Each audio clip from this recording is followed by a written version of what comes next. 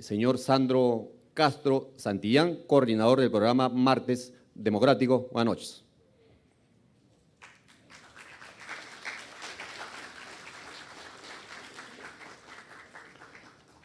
Doctor Hernando Tavera Huarache, presidente ejecutivo del Instituto Geofísico del Perú.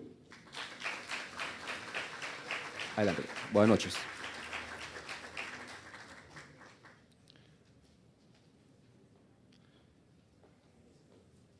Ingeniero Juvenal Medina Rengifo, director de la Dirección de Preparación del Instituto Nacional de Defensa Civil, INDECI.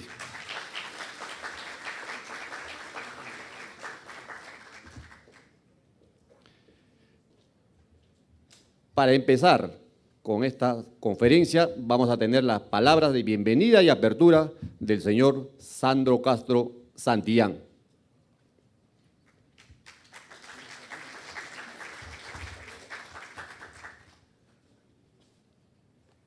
Buenas noches, distinguida concurrencia.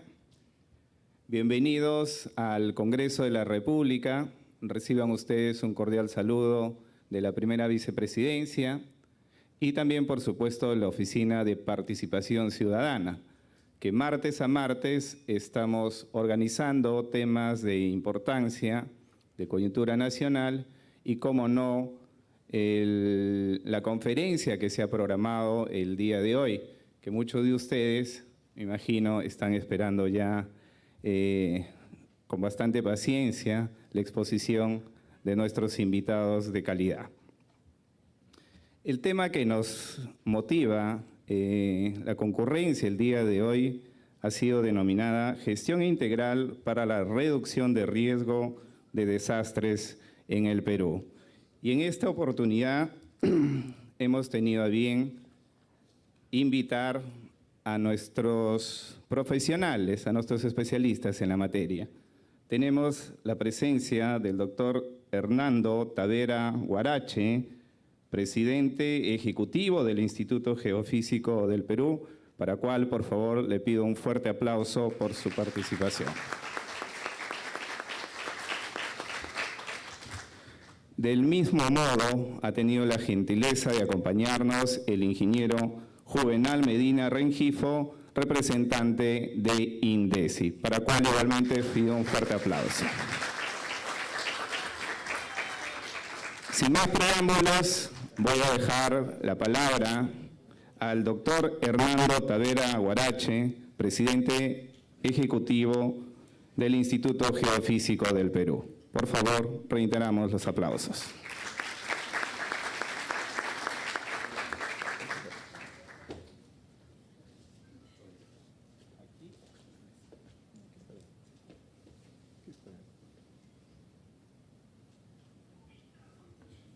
Pueden apagar la luz mejor. Muy buenas noches con todos. Me toca una tarea difícil, que es tratar de ver la realidad del país en el tema de los peligros naturales que afectan a nuestro territorio.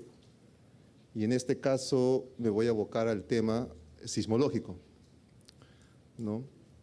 Los sismos son uno de los peligros que escasamente en 120 segundos, 180 segundos, destruye todo aquello que el hombre ha construido en decenas y centenas de años.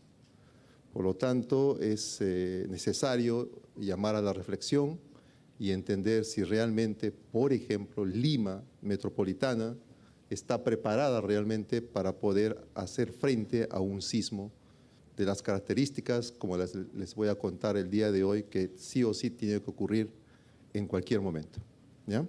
Entonces, el Instituto Geofísico del Perú es una institución que se dedica a realizar investigación en ciencias de la Tierra. Todos los problemas geofísicos que afectan al país son estudiados en el Instituto Geofísico del Perú.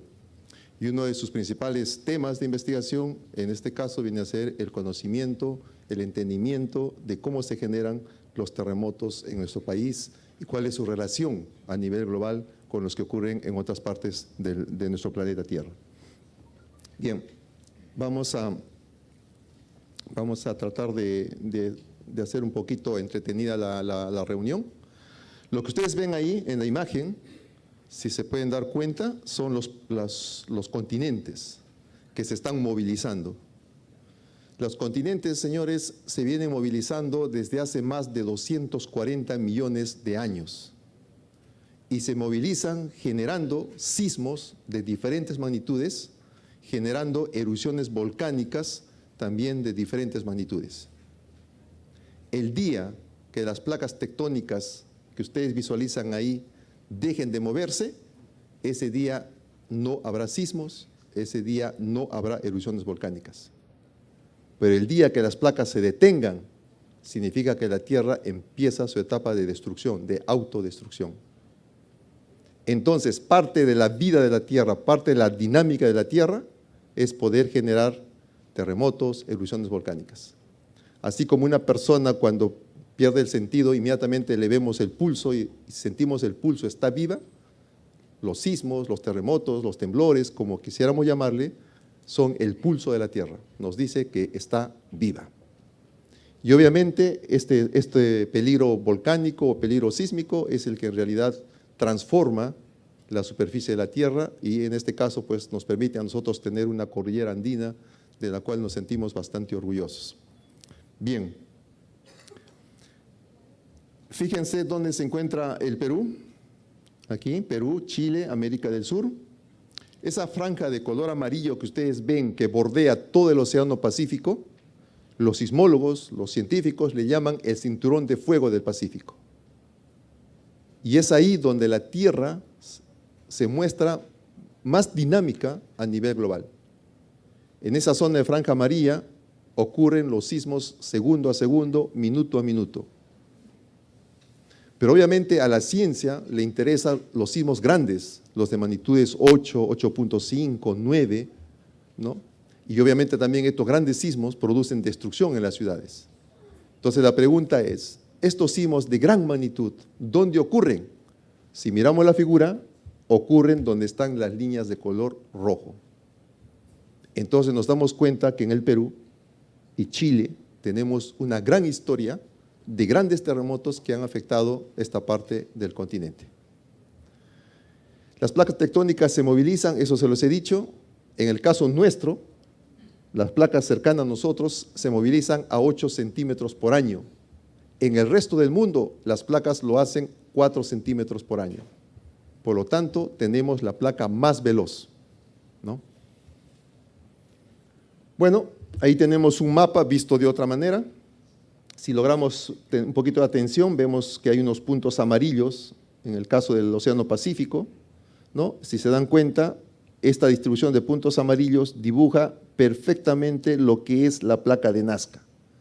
Esa placa que colisiona con el continente sudamericano, que colisiona con el Perú de manera frontal.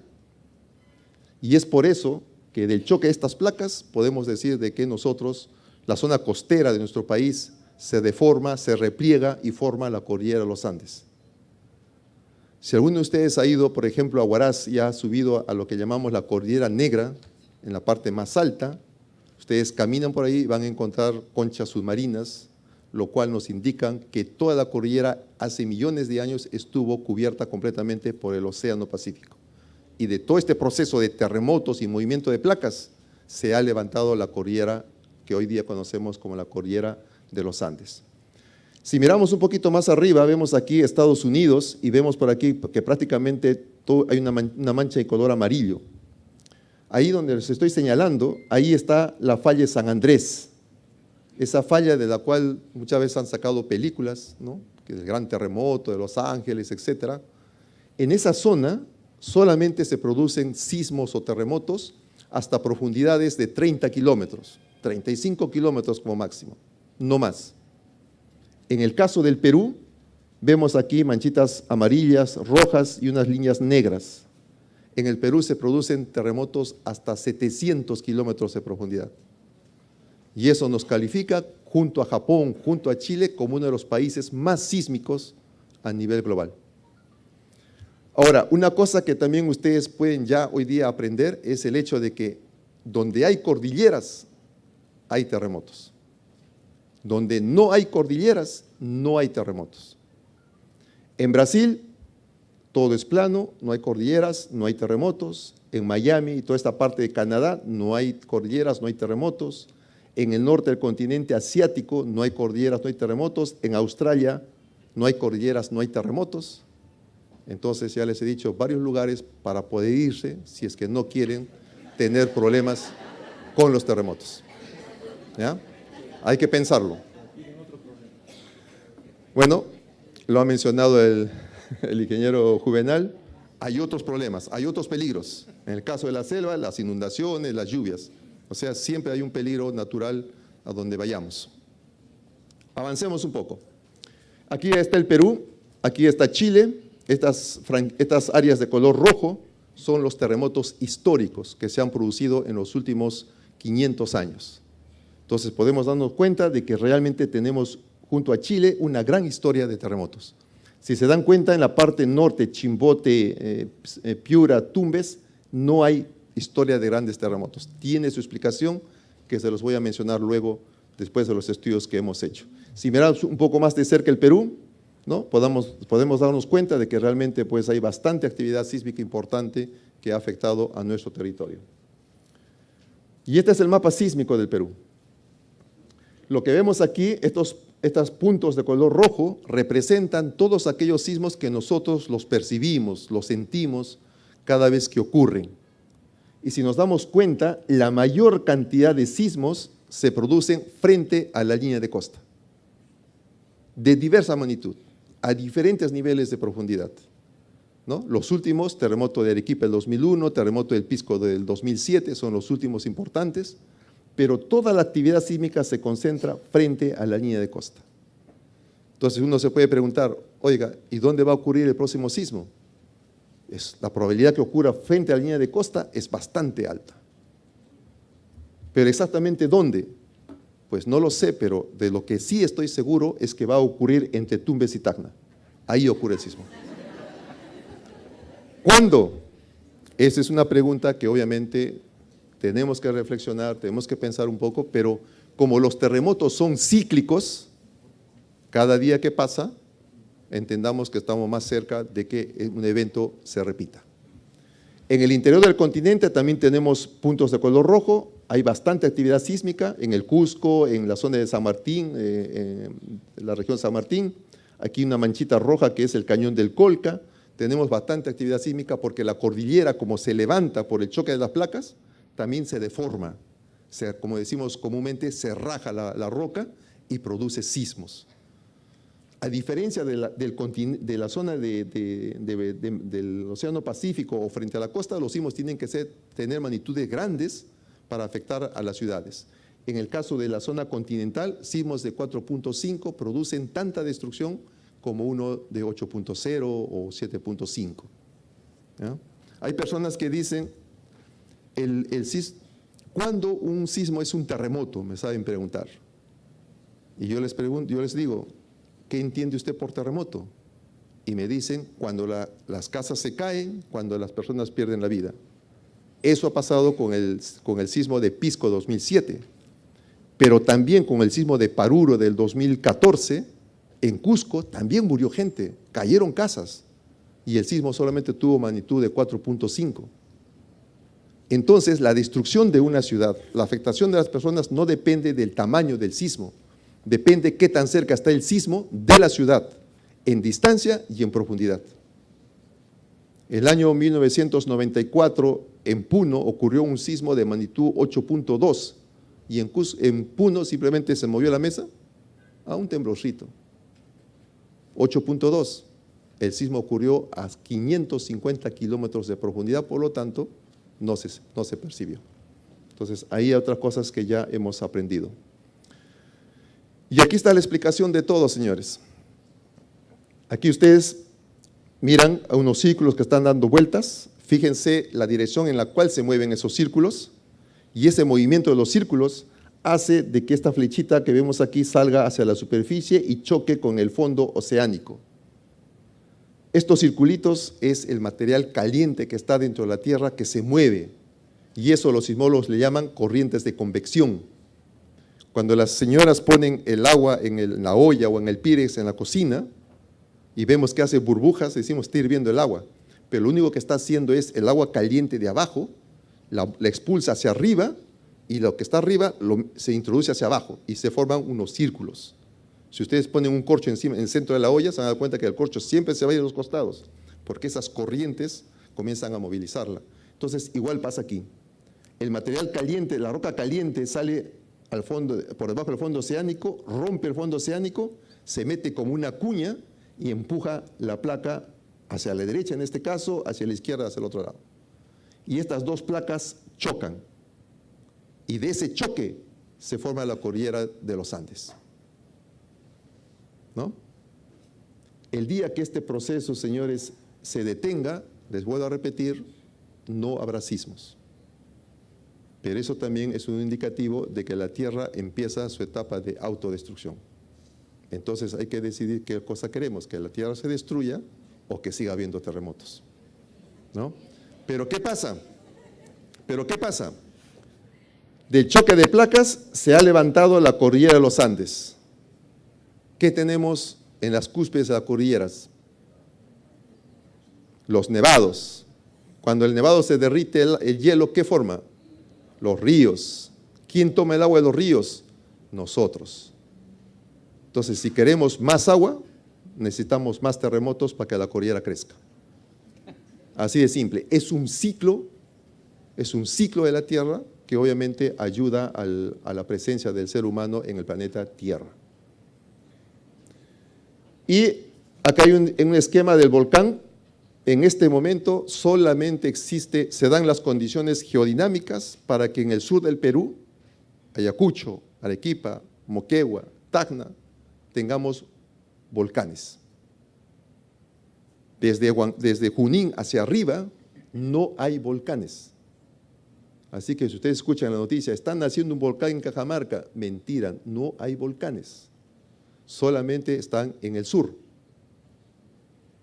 Pero uno dice, oiga, pero si a mí me han dicho que las aguas termales están asociadas a volcanes.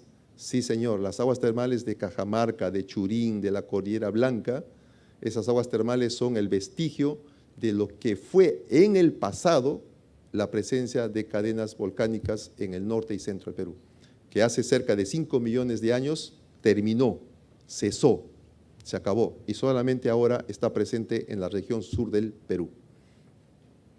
Bien, entonces ya sabemos que del choque de estas dos placas sobre esta superficie de contacto aquí que ustedes ven, ahí se producen los sismos. Entonces vamos a ubicarnos ahora aquí para entender por qué se producen sismos. Entonces, preguntémonos qué es un sismo de 6, qué es uno de 7, ¿cómo lo entendemos? Entonces, aquí les he puesto esta imagen. Aquí está Lima, aquí está Huacho, Cerro Azul, Pisco, y esta línea punteada que vemos aquí, interlínea, representa exactamente dónde las placas empiezan a chocar. Exactamente. En el caso de Lima, las placas empiezan a chocar cerca de 200 kilómetros mar adentro, ahí empiezan las placas a chocar. Entonces, desde esa línea hasta Lima, se tiene esta superficie de contacto. Las dos placas están raspándose, se están friccionando, ¿no? Pero lamentablemente las dos placas, cuando se raspan, no tienen superficies lisas, o sea, no son como dos láminas de vidrio que simplemente una encima de la otra y se movilizan. No, señor. Ustedes levanten la lámina de vidrio y a la que está abajo pónganle gotitas de agua y luego ponen la otra plancha de vidrio, intenten mover ahora, no lo van a poder hacer. Tienen que hacer mucha fuerza para que se movilice. Esas gotitas de agua que les he mencionado, los sismólogos le llaman asperezas. Entonces, cada vez que se rompe una aspereza, se produce un sismo, porque las placas están moviéndose de manera frontal. Entonces, la pregunta es, ¿de qué tamaño tiene que ser la aspereza para que se produzca un sismo de magnitud 6? Espero que podamos verlo. Aquí hay un circulito de color celeste. De ese tamaño sería la aspereza para un sismo de 6. Para un sismo de 7, ahí tenemos un área de color verde, ¿no? Un poquito más grande. Para un sismo de 8, como el de Pisco, tendríamos que pensar un área aquí un poco mucho más grande, y si se dan cuenta hay varias manchas negras que están atrapadas en ese círculo. El terremoto de Pisco, si ustedes recuerdan bien que estuvieron en Lima, empezó un movimiento leve, fuerte, luego se calmó y luego empezó uno más fuerte. Fueron 2 asperezas las que se rompieron. Por eso duró todo el tiempo, cerca de 115 segundos, duró todo el proceso de ruptura. Y ahora, todas las investigaciones del Instituto Geofísico del Perú dicen que se han dado las condiciones geodinámicas frente a la costa de Lima para que se produzca un sismo de magnitud 9. ¿Y cuál sería la aspereza para ese sismo de 9? Espero que lo podamos ver. Prácticamente es todo lo que está aquí. Un sismo de magnitud 9 moviliza, rompe 450 kilómetros paralelo a la costa, 500 kilómetros paralelo a la costa. Rompe gran cantidad de asperezas, por eso dura bastante tiempo. Entonces, un sismo en Lima no solamente es Lima, es un sismo que va a afectar desde Pisco hasta Chimbote probablemente, con las máximas intensidades de sacudimiento del suelo que uno pueda imaginar. Luego lo vamos a dar algunos valores. Pero eso es lo que se va a presentar en algún momento frente a la costa central del Perú. ¿Por qué? Porque el último sismo de estas características se produjo en el año 1746. Ya han pasado más de 270 años de acumulación de energía que tiene que liberarse en algún momento. Y para que tengan una idea de esto, hablando de asperezas, ya saben, esas manchitas de color rojo son asperezas. Aquí les he puesto el terremoto de Chile del 2010, 8.8, y el terremoto de Japón del 2011, 9.0. Voy a reproducir cómo se produjo la liberación de la energía, cómo se produjo el movimiento de las placas. Y ustedes van a mirar las manchas de color rojo. Vean el tamaño de la mancha de color rojo, porque esa es la fuente que estaría generando estos terremotos. Y comparen el de Chile con el de Japón.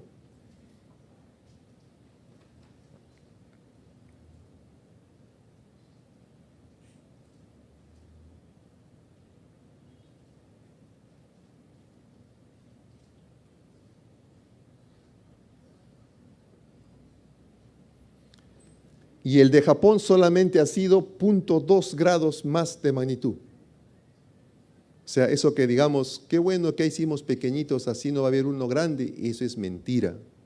Solamente los grandes sismos liberan la energía de los grandes sismos, los pequeños no hacen absolutamente nada. Entonces estamos hablando de un gran evento. Miramos la figura y aquí arriba aparecen unos números que nos indican cuánto tiempo duró todo este proceso de liberación de energía. Y en promedio entre los dos dura 150 segundos. Ahí donde el terremoto se produce, dura 150 segundos. La pregunta es, aquí donde estamos sentados en este momento, ¿cuánto tiempo se va a sacudir el suelo? Esto es como si fuera la Tierra actúa como si fuera una campana.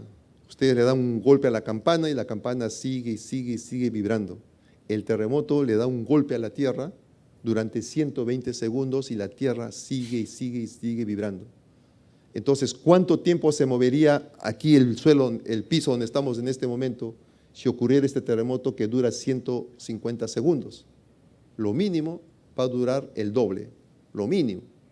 Estamos hablando de 300 segundos. Entre 60 estamos hablando de 5 minutos sacudiéndose el piso debajo de los pies de nosotros.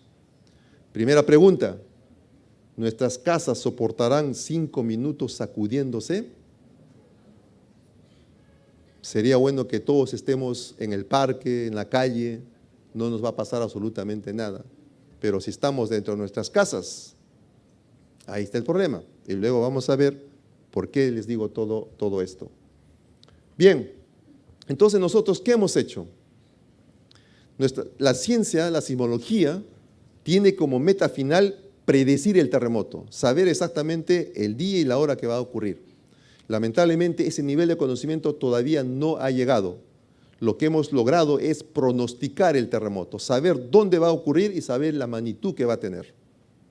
Y para eso, nosotros hemos colocado, estos que vemos aquí son estaciones geodésicas. hemos colocado a lo largo de la costa del Perú estaciones geodésicas. Si estoy diciendo que la zona, que el continente, que el Perú se mueve hacia el mar, el GPS me debe decir, te estás yendo hacia el mar. Si eso ocurre, no hay ningún problema, no va a haber sismos grandes. Está todo normal, nos estamos yendo como un barquito tranquilamente hacia el mar. Pero si el GPS me dice, fíjate, estoy retrocediendo, es porque el barquito no puede avanzar, hay algo que lo estorba, que se llama aspereza, no puede avanzar, entonces el barco simplemente se repliega, hasta que llega un momento en que ya no puede doblarse más la corteza, aquí está la aspereza, salta, produce el terremoto y produce el tsunami.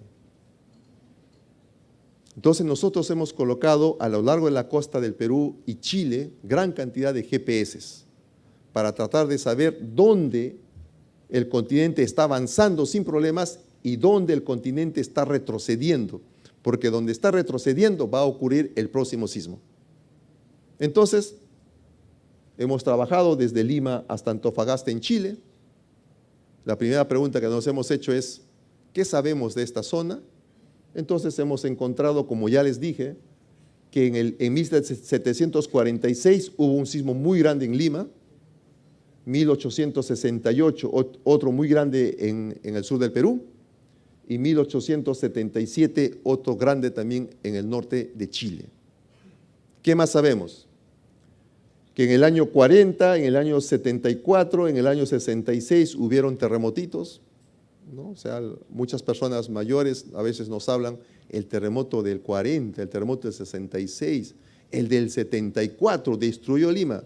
Fueron terremotos pequeños, más pequeños que el de Pisco. Lo que aquí estamos hablando es de grandes terremotos. ¿Qué más sabemos? Siglo XXI, el terremoto de Pisco y el terremoto del 2001 de Arequipa. Todo lo que está aquí de gris, hacia arriba y hacia abajo, son zonas que se está acumulando energía desde hace más de 200 años. Entonces, hemos colocado nuestros GPS, hemos evaluado toda la información que hemos recolectado y ustedes van a ver la siguiente figura. Fíjense en las flechas de color negro. Si las flechas de color negro apuntan hacia el mar, estemos tranquilos, no va a haber sismos grandes. Pero si las flechas negras apuntan hacia el continente, hay que prepararse. Ahí están. Si las flechas negras apuntan al continente, significa que el continente no está avanzando, está trabado. Y solamente es cuestión de tiempo que las fuerzas venzan esa traba y genere el sismo. Entonces nosotros utilizamos métodos físicos, matemáticos, para tratar de reproducir cuál es el escenario y dónde podrían estar estas asperezas, dónde podrían estar estas trabas que evitan que la placa avance, porque ahí va a ser el próximo terremoto. Y ahí tenemos las manchas de color rojo. Se espera de que frente a Lima pues tenemos dos zonas de color rojo, que sería probablemente el terremoto repetitivo de 1746. Frente a Chala, el terremoto de 1913, que todavía no se repite. En el sur del Perú, si se dan cuenta, aquí está todo amarillo, es el terremoto del 2001. Falta frente a Moquegua y Tacna que se produzca otro terremoto. Y falta el gran terremoto del norte de Chile. Ese va a ser un megaterremoto que va a generar un mega tsunami, que va a afectar obviamente todo lo que viene a ser Ica, Arequipa, Moquegua, Tacna, Cusco, Bolivia, norte de Chile, norte de Argentina, ¿no? Y en el caso de Lima, obviamente ya lo he mencionado. Entonces, como nosotros estamos en Lima, nos preguntamos, ¿no? Oiga, ¿y esa aspereza que está en Lima, de qué tamaño puede generar el terremoto? Entonces nosotros hemos seguido, aquí están las dos asperezas, hemos hecho modelos matemáticos para tratar de reproducir cuál sería el registro de ese terremoto, porque es la única manera de saber de qué tamaño puede tener el terremoto. Y al final nos ha salido una gráfica muy sencilla. Está aquí.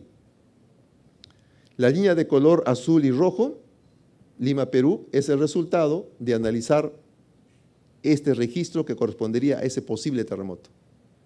Y la línea de color verde es el terremoto de Chile del 2010. Una simple comparación de los dos resultados nos dice de que si estas perezas generan un terremoto frente a Lima, por lo menos debe tener la magnitud del terremoto de Chile del 2010, o sea que 8.8 como mínimo. Algunos investigadores hablan que debe tener hasta 9.0 ese posible sismo.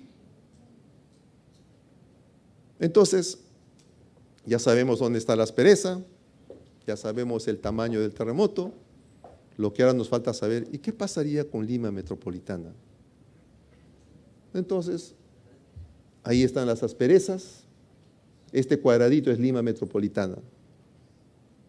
Señores, si ustedes tuvieran su casa construida encima de un cerro rocoso, cuyos cimientos están empotrados dentro del cerro, con ladrillo y cemento, su casa se convierte también parte de la roca y estén seguros de que el sismo no les va a afectar.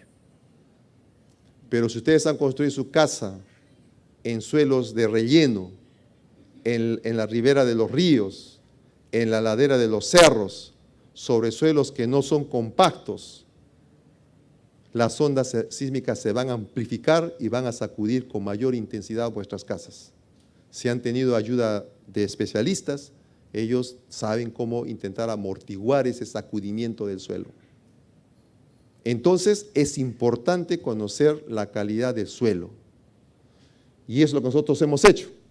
Aquí están las manchas de color rojo, que son las dos asperezas.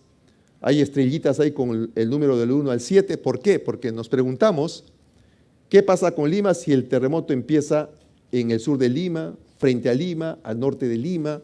Varios escenarios para intentar entender cómo se sacudiría el suelo.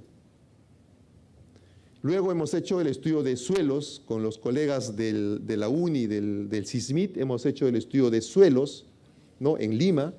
Y aquí donde estamos, exactamente tenemos una capa de 500 a 600 metros de espesor de tierra. Por debajo de eso está la roca. O sea que toda esta tierra tiene que sacudirse. Luego, hemos hecho los ensayos. ¿Qué pasa si el terremoto ocurre en el sur, en el norte de Lima, frente a Lima, debajo de Lima? ¿Cómo se sacudiría Lima? Y al final de toda esa tratar de entender ese escenario, obtenemos esta figura. Así, de manera sencilla, todo Lima va a ser afectada con sacudimientos del suelo del orden de 600 centímetros por segundo al cuadrado. Un ingeniero civil, si hay aquí un ingeniero civil, basta con que le diga 0.6 G. Y las máximas van a estar en la zona costera, que va a llegar hasta 900 centímetros por segundo al cuadrado. ¿Ustedes estuvieron en Lima cuando ocurrió el sismo de Pisco? Bien, ¿cómo se movía el suelo? Los instrumentos que tenemos en la Universidad Católica, en el local de la Asamblea de Rectores, nos dice que el suelo en Lima, durante el terremoto de Pisco, se movió con valores de 80 centímetros por segundo al cuadrado. Aquí, señores, se va a mover con 600, 700, 800, 900 centímetros por segundo al cuadrado. Volvemos a preguntarnos si nuestras casas soportarán esos niveles de sacudimiento del suelo por 5 minutos. ¿No? Hay que preguntárselo. Y esto que les muestro aquí es el resultado, lo último que hemos publicado, con mayor cantidad de datos, y nos muestra claramente dónde van a ocurrir los próximos terremotos. Aquí está el Lima, ¿no? Aquí hay una zona blanca. Esa es la contribución del terremoto de Pisco, que ha liberado parte de esa energía, pero tenemos acá cerca del 75% de energía todavía acumulada desde hace más de 270 años. Frente a Nazca, el terremoto que les he mencionado de 1913, que todavía no se repite. Frente a Moquegua y Tacna, el otro terremoto que tiene que ocurrir probablemente con magnitudes del orden de 8, 8.5 aproximadamente, ¿no? Y el de Lima, pues ya hemos mencionado, entre 8.8 y 9 probablemente. En la zona norte del Perú, las placas se están movilizando sin ningún problema. Entonces, si ahorita acá hay alguien que desea, por ejemplo, invertir y me preguntara, oiga, ¿dónde puedo construir mi empresa? Entonces le diría, desde el punto de vista sismológico, puede hacerlo en Chimbote, o sea, Piura, Tumbes, en cualquiera de esas regiones. Pero después que lo hagan, tengan cuidado con el niño. Entonces, incidimos de que no importa dónde vayamos, siempre va a haber un peligro. Mis amigos de una localidad que se llama Ichupampa, del Cañón del Colca, en el 2015 fueron afectados por un sismo y ellos comenzaron a pedir que los reubiquen. Y cuando me preguntaron, ¿dónde podemos reubicarlo? Yo les dije, ¿a dónde? Si todo el Perú hay sismos, ¿no? O sea, hay lluvias, sismos, huaicos. O sea, ¿dónde está el problema? Que no hemos aprendido a convivir con la naturaleza. Ese es el único problema. A veces me he preguntado por qué los incas desarrollaron todo el imperio en la zona de cordillera. ¿Por qué no lo hicieron en la zona de costa? Porque había sismos, había tsunamis, probablemente, no lo sabemos, pero hay mucho de verdad en estas cosas que uno se pueda analizar. Entonces, ¿dónde está la población más afectada? Y antes de continuar con esto, porque ya con esto terminamos, señores, el terremoto no mata personas. El terremoto cambia la morfología del país para que nosotros podamos vivir con todas las riquezas que nos da la naturaleza. El terremoto solamente sacude el suelo, es todo lo que hace. Si ustedes están en campo abierto durante un terremoto grande, probablemente salten como una pelota, pero no les va a pasar nada. Pero si están dentro de casas mal construidas, mal diseñadas, con material inadecuado, sobre suelos inadecuados, sobre zonas inadecuadas, su propia casa se convierte en su tumba. Año 1613. Esto es Lima, este cuadradito amarillo, ese es Lima en el año 1913. Este es Lima en el año 1891, ya aparece el Callao aquí, como zona portuaria, Lima creció un poquito. 1927, ya Lima crece un poco más, Callao crece un poco más. Y de aquí me paso al año 74. Fíjense cómo es Lima en el año 74. Y pongo ese año porque el 74 ocurrió el último evento importante en Lima. Evento con el cual debimos haber cambiado la historia del país si hubiéramos tomado medidas necesarias para hacer que Lima crezca de una manera diferente, una manera más segura. Señores, el año 1985 ocurrió un sismo en México y eso sirvió para que México crezca de otra manera, con otra filosofía, con otra proyección, con otra cultura. Después del año 74, Lima ha crecido de manera desordenada, con total irresponsabilidad. Y fíjense cuánto ha crecido Lima. Ha invadido zonas de laderas, zonas de arenales, zonas de quebradas, zonas de ribera de los ríos, etcétera. O sea que ha crecido realmente como una ciudad de alto riesgo. Fíjense las casas cómo están. Hubiera sido bueno que apaguen la luz para que se vea bastante bien las imágenes, ¿no?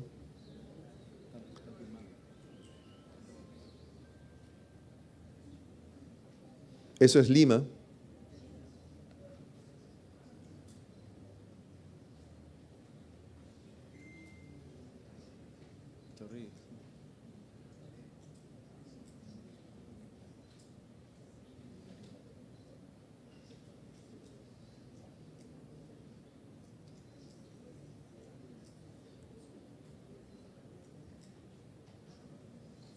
Cuando ocurre un evento sísmico en la costa, hay tres efectos secundarios. El tsunami, que ya lo conocemos, la licuación de suelos, eso se llama cuando la tierra se moviliza, se fisura y a veces sale agua, ¿no? Y el otro es que los cerros se sacuden tan fuerte que caen piedras y tierra. ¿Qué creen que va a caer de estos cerros? Ahí tenemos más imágenes. Todas estas casas están sobre zonas planas hechas con pirca de piedras. Y después nos preguntamos, el terremoto destruyó mi casa. Y no fue el terremoto. No somos capaces de entenderlo.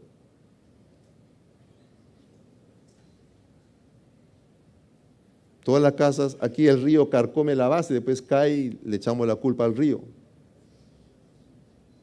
Si se dan cuenta, las casas, esta es la ribera del río, las casas se están hundiendo hacia el río. Las personas lo están viendo, pero siguen viviendo ahí. Estamos ahí, somos como Kulmakul, amamos el peligro. Fíjense.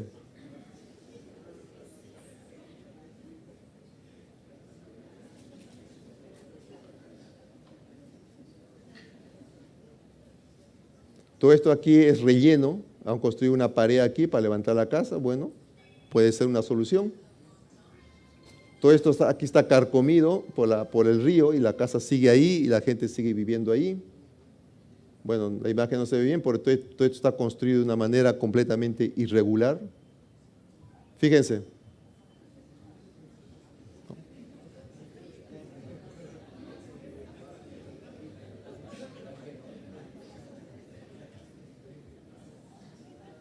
Fíjense cómo hacen las columnas, parecen palos de fósforo, ¿no?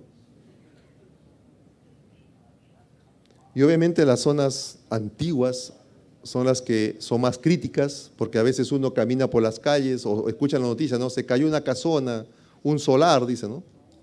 Y a veces ustedes pasan por el costado, estornudan y les se cae la pared, se cae el techo. Entonces, realmente es una situación de crisis. El año pasado hemos estado eufóricos con que Perú se clasificó para el Mundial de Rusia. Todo el mundo vendía televisores, pantallas planas. Ahí tienen una... Y aquí, este cuadradito aquí, ahí dice alquilo dúplex. Entonces la pregunta es, ¿quién va a alquilar ese dúplex y después le echa la culpa al terremoto? ¿No? Y en el interior del país, en Ayacucho, por ejemplo, construyen de esta manera. Después que Perú se clasificó, todo el mundo vendía televisores planos, curvos, ¿no? Y obviamente también encontramos que está aquí nomás al frente, ¿eh? Está acá al frente nomás.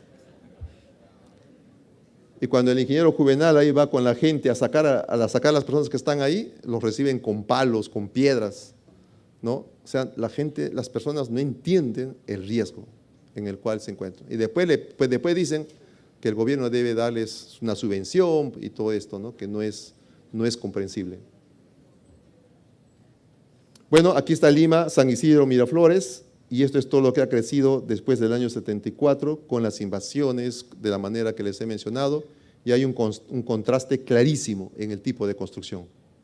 Entonces, si queremos, cuando nos preguntamos, ¿y qué población va a ser afectada de Lima si ocurrió un terremoto? Pues Turín, San Juan de Miraflores, San Juan de Lurigancho, El Agustino, San Martín de Porras, Independencia, Comas, Ventanilla, y puedo seguir todo lo que está alrededor de San Isidro, Miraflores, Surquillo, Surco. ¿Por qué? Calidad de suelo, tipo de vivienda, etc.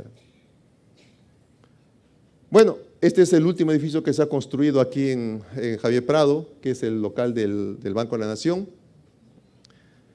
Muchas veces se habla de departamentos antisísmicos, casas antisísmicas, y eso no existe. Lo que existe son viviendas o edificios sismoresistentes. Pero la ingeniería hoy en día le está llamando a construcciones antisísmicas a lo que este edificio tiene. En la parte baja se le ha colocado unos disipadores de energía, que son como una especie de resortes, encima del cual ponen la casa, y cuando ocurre el sismo se mueve el resorte, amortigua el movimiento y el edificio no le pasa nada. Hay varios tipos de esto, ¿no? De estos disipadores de energía. Lo estoy poniendo el ejemplo más claro para que me entiendan. Pero grandes obras se construyen con eso. Pero si yo quiero construir mi casita de 2 pisos, 3 pisos, ¿cuánto me cuesta un disipador de energía? O sea, es demasiado caro en este momento. Pero con los peruanos somos tan creativos que somos capaces de conseguir nuestros propios disipadores de energía.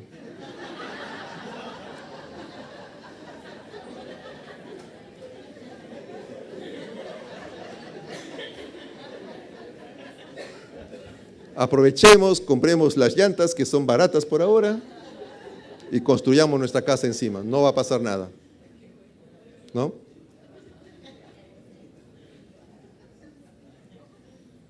En conclusión, para nosotros, Lima va a tener una población afectada de aproximadamente 8 millones si ocurriera el sismo. No estoy diciendo muertos, heridos, nada, afectada. O sea que no sabemos cómo, pero va a estar afectada. Y esos 8 millones se encuentran todo lo que ha crecido Lima después del año 74. Y obviamente también hay una estimación de 3 millones de viviendas que podrían ser afectadas. Sin pensar todos los servicios que van a ser afectadas. Ustedes han vivido la experiencia hace pocas semanas, ¿no? Lo que ha ocurrido. Debemos esperar muchos escenarios de ese tipo si ocurriera este sismo, ¿no? Entonces, realmente la situación es crítica. Entonces, ¿Lima está preparada para un gran sismo? No. Pero los ingenieros civiles dicen de que el sismo es el mejor evaluador de sus obras, ¿no? Y también dicen de que algunos alcaldes dicen de que realmente el sismo les ayuda a reconstruir su ciudad de mejor manera de lo que estaba antes. Entonces, a veces es bueno. En el año 1960 ocurrió uno de los sismos más grandes en el mundo, 9.5, frente a la costa de la ciudad de Valdivia. Valdivia era como lo que viene a ser Lima en este momento, viviendas de la época republicana, no había calles ordenadas, y ocurrió el terremoto y cerca del 90% de las estructuras colapsaron. El tsunami, con olas de aproximadamente 20 metros, prácticamente limpió toda la zona costera. Hoy en día, Valdivia es una ciudad ordenada, ¿no? Cuadriculada, con los tendidos eléctricos subterráneos, una ciudad bien preparada para el próximo sismo. ¿Qué le falta a Lima para que sea igual que Valdivia? Bacán, muy bien. En los últimos 15 años, este es el Océano Pacífico y acá están todos los países y estos puntitos rojos son los sismos de magnitud cercanos a 8 que han ocurrido en los últimos 15, 20 años. Si se dan cuenta, Chile tiene 1, 2, 3, 4 sismos cercanos a magnitud 8. El Perú no tiene nada. Y fíjense, este es Chile, cada flechita que vemos aquí es un sismo grande en Chile. Chile en los últimos 100 años ha tenido tanto terremoto grande que los chilenos dicen, nuestros terremotos indican claramente que los chilenos debemos reconstruir una cuarta parte de nuestro país cada 10 años. O sea que ellos se preparan para que cada 10 años haya un terremoto fuerte. Y esos terremotos que han tenido aquí les ha permitido a la sociedad chilena, japonesa también, a construir mejor. Construyo mi casa, el terremoto lo desploma, vuelvo a construir mejor para que soporte el siguiente. Con cada terremoto han aprendido a construir. Y con cada terremoto la población ha aprendido a comportarse, a educarse, a responder como debiera de ser. Como en el Perú no hay terremotos, no aprendemos ni a construir, no aprendemos cultura de prevención. Entonces, para cambiar nuestra cultura necesitamos terremotos realmente. ¿Ya? Y uno cada año sería fantástico, aprenderíamos rápido. Mi institución hace ciencia para protegernos, ciencia para avanzar, y eso es lo que he tratado de hacer el día de hoy. Espero que sea útil y seamos conscientes de que el próximo simulacro que organice INDECI, realmente participemos. Lima está construida y lo único que nos queda es prepararnos para lo que se va a venir. Y créanme ustedes que el terremoto puede ocurrir en cualquier momento. No va a ser hoy día porque estamos en reunión, pero puede ser mañana. Listo. Gracias.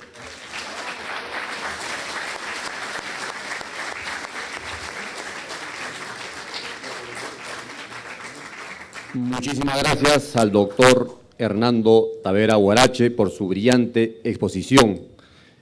A continuación, vamos a presentar a nuestro segundo expositor, el ingeniero Juvenal Medina Rengifo, director de la Dirección de Preparación del Instituto Nacional de Defensa Civil, INDECI. Tema: rol de INDECI en la gestión reactiva de riesgos de desastres. Vamos a recibirlo con fuertes aplausos, por favor.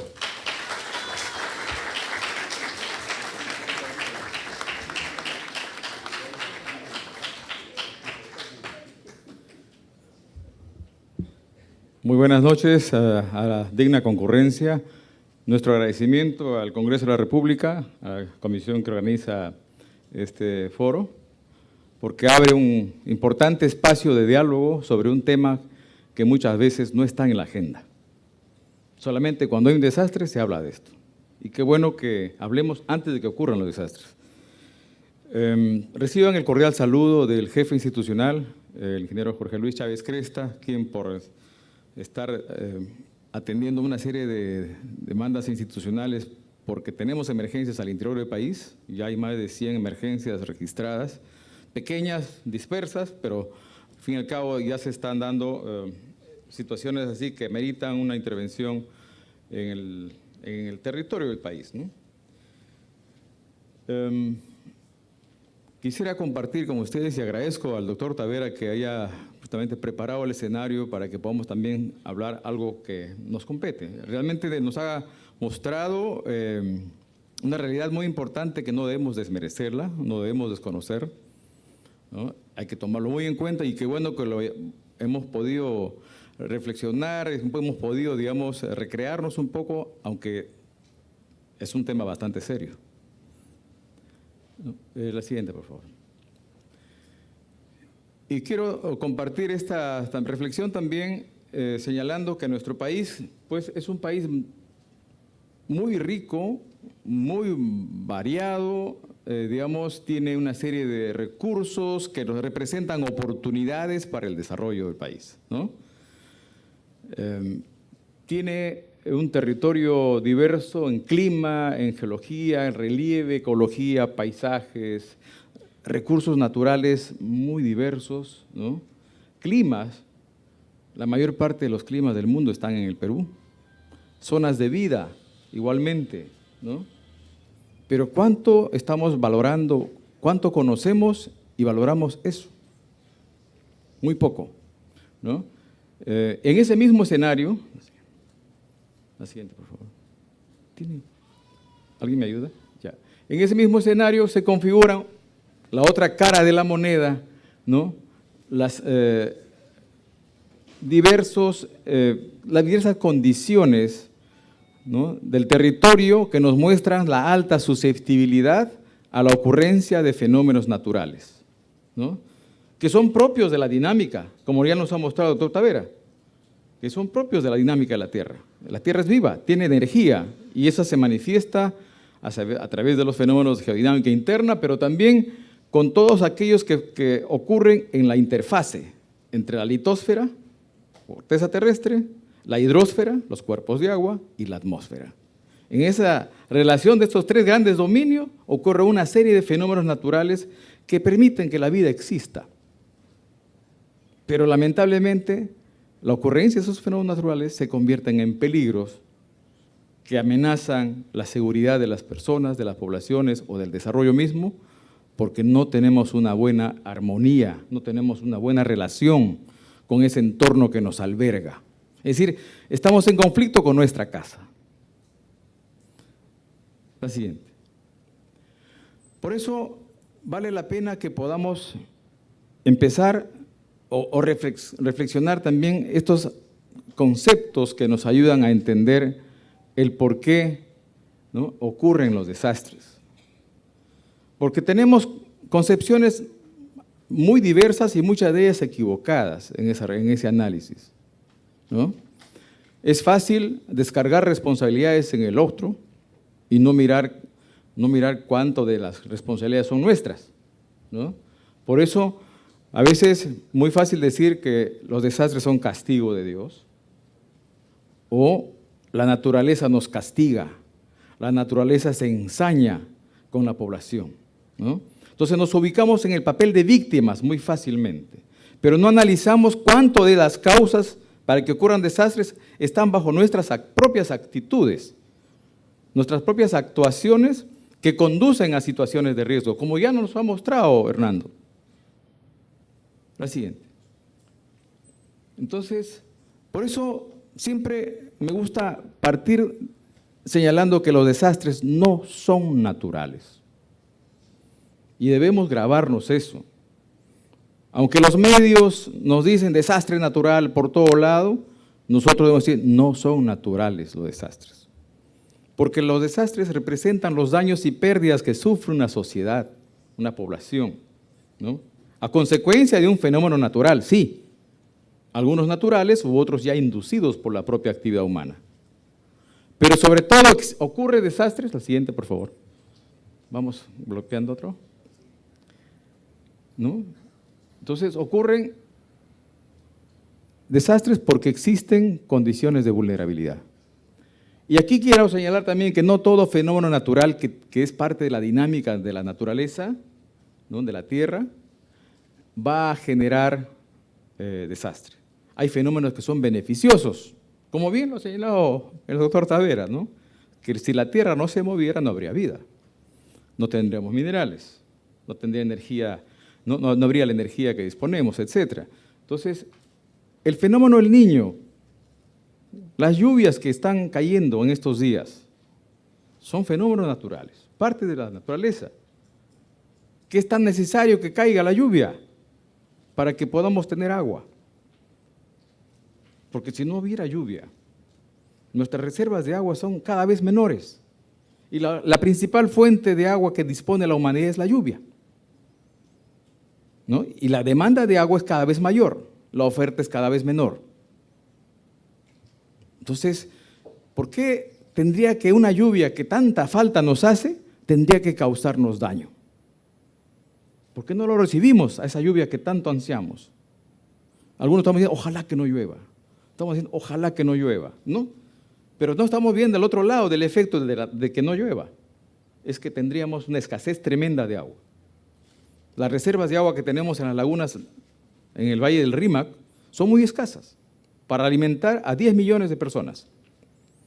Tenemos que hacer un trasvase del Mantaro para poder disponer de más agua para Lima. Imaginemos si los amigos de Huancayo o del Valle del Mantaro dicen, ¿sabe qué? Estas aguas las necesito para acá, para este lado también. Se generaría un conflicto. Pero Lima es cada vez una población, una ciudad que necesita abastecerse de recursos para atender necesidades porque cada vez está sobresaturada. Entonces, por eso los fenómenos naturales no todos causan desastres. La lluvia no causa desastre. El movimiento sísmico no causa el desastre. Hay otro factor humano, es el que causa el desastre. La siguiente. Entonces, ¿a qué se deben los desastres? Se deben principalmente a las malas prácticas de la sociedad, ¿no?, antes que a la ocurrencia o la dinámica de la naturaleza. La siguiente, por favor.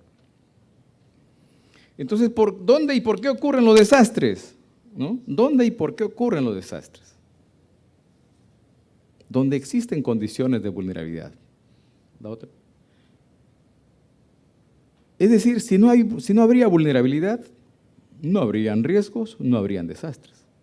Es decir, esta lluvia que nos hace daño nos dejaría beneficio para todos, ¿no? Entonces, por eso decimos que es más fácil intervenir y reducir la vulnerabilidad que también querer controlar el peligro. Es decir, no vamos a evitar que la tierra tiemble, no vamos a evitar que caiga lluvia, ¿no?, o que los ríos crezcan cuando hay lluvias. Pero sí podemos evitar que surjan poblaciones expuestas a estos peligros. O podemos evitar o hacer que las poblaciones tengan la seguridad que corresponde aún viviendo en determinados lugares. Entonces, es parte de la responsabilidad nuestra, de la sociedad, el de crear condiciones de seguridad y no crear condiciones de vulnerabilidad, como lo estamos haciendo hasta hoy. La siguiente. Entonces, ¿los desastres se pueden evitar? Sí, sí se pueden evitar, ¿no? ¿Cómo? Si no generamos riesgos, si no hacemos mal las cosas, si tomamos en cuenta cómo funciona nuestro territorio, de qué manera se comporta el territorio, en la costa, en la sierra, en la selva, ¿no? La siguiente. Y aquí me baso en este calendario de ocurrencia de peligros.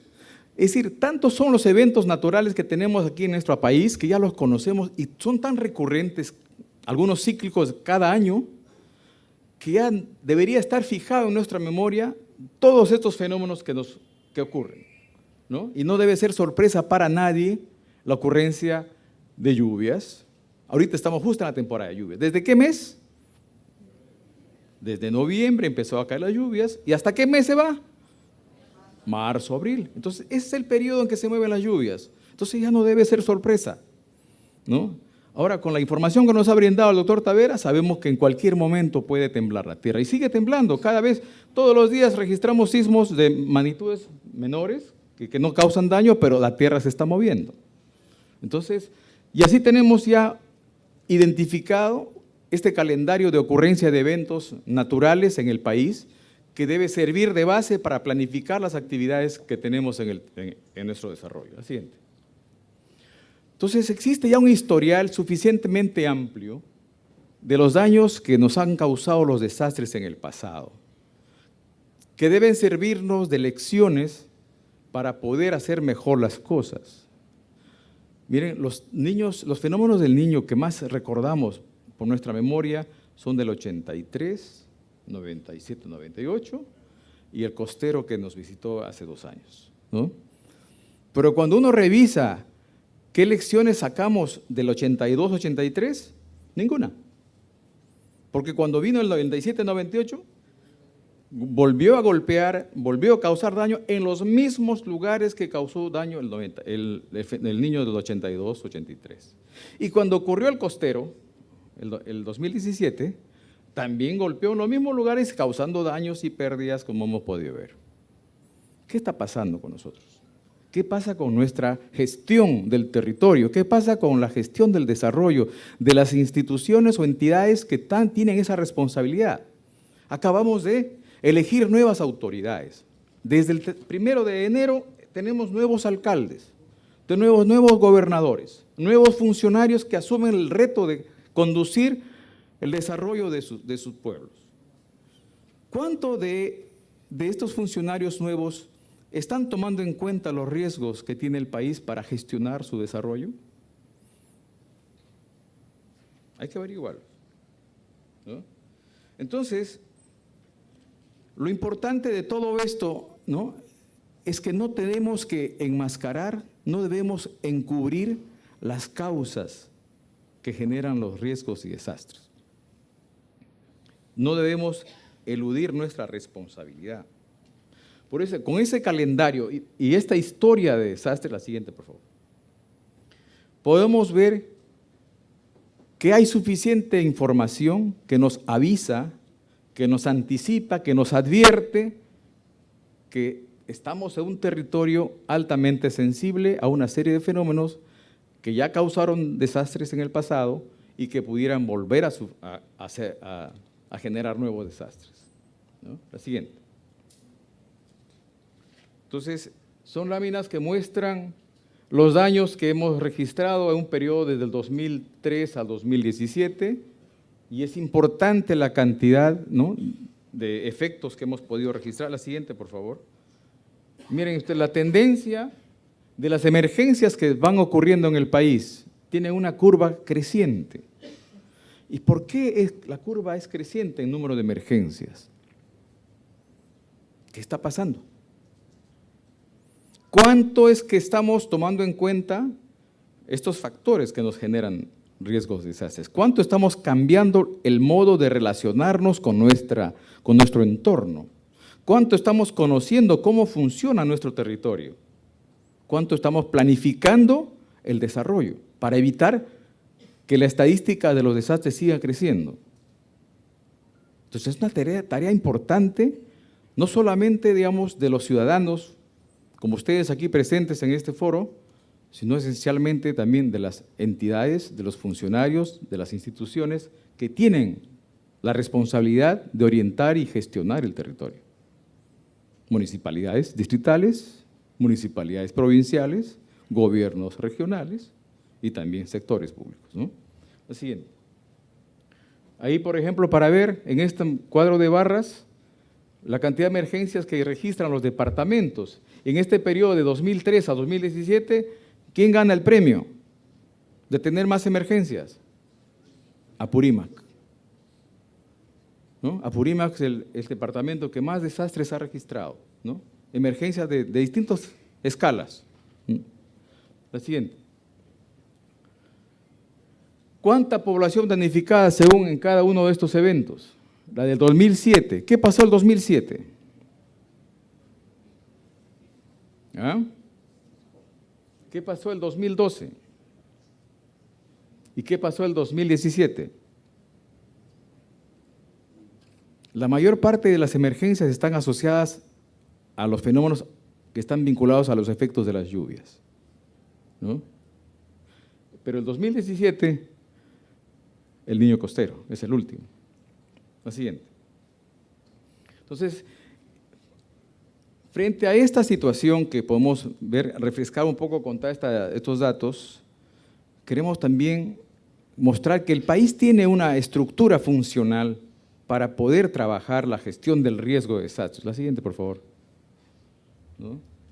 Entonces, tiene un marco normativo importante que todos debemos conocer, ¿no? Hay una política de Estado aprobada desde 2010, del Acuerdo Nacional. Luego tenemos la Ley 29664 que crea el Sistema Nacional de Gestión del Riesgo de Desastres y su reglamento y otros instrumentos más que debería ser de conocimiento público, que todos deberíamos conocerlo.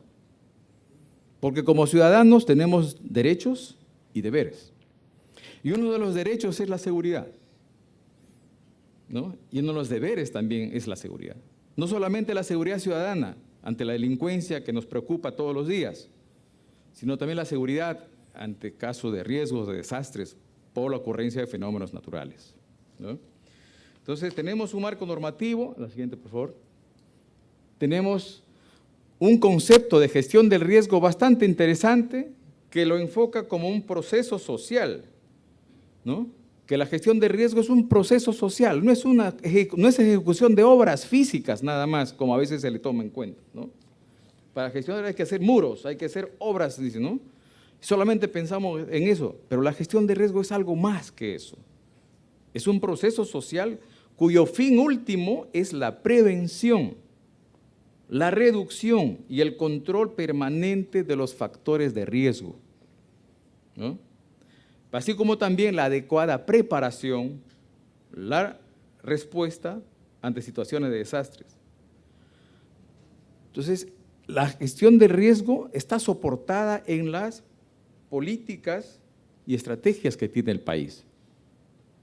Se basa en la investigación científica. Justamente, el IGP es una entidad técnico-científica que elabora información, que nos brinda información para poder orientar mejor nuestro desarrollo y no ser vulnerables ante sismos, ¿no? La siguiente, por favor. Entonces, tenemos un sistema basado en esta ley que señalaba, que crea una estructura funcional e instrumentos que nos permitirían llevar a cabo la gestión del riesgo de desastre de manera adecuada, para que podamos salir poco a poco de esta situación que nos preocupa, y nos preocupa seriamente porque el nivel de riesgo que tiene el país es muy alto, no solamente ante terremotos, que es uno de los principales peligros que tenemos acechando toda la costa peruana, pero también ciudades del interior del país por la presencia de fallas geológicas activas, que ya han generado sismos en la selva alta, en todo el país, desde San Martín, Amazonas hasta Puno. Pero también tenemos en el Callejón de Huaylas, tenemos en Huancayo, ¿no? Una serie de fallas geológicas que pueden generar sismos y causar daño. Entonces, frente a esto, decía que el Estado tiene una estructura funcional que está liderado por la presidencia del gobierno, ¿no? Tiene un Consejo Nacional de Gestión de Riesgos, el CONAGER, que debe reunirse para poder orientar y tomar decisiones cuando hay una situación de emergencia nacional o también cuando tenga que tomar decisiones para orientar el desarrollo de la gestión de riesgo en el país. Pero también forman parte del sistema los 19 ministerios, los 196 municipios provinciales o los 1875 ahora, ¿no?, distritos o consejos de gobiernos distritales.